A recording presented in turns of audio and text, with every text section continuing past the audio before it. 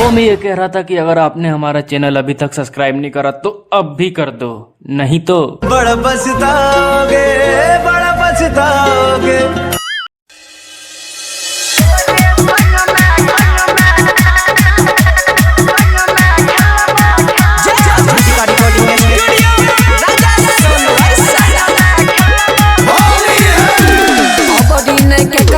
डरबोगे कोई ले तो पंगा तो लड़बोगे।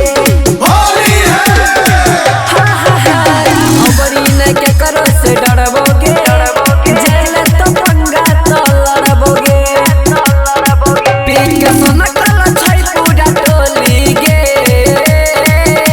अपना पीछे काटी सरंगवा तोहरा चोली गे।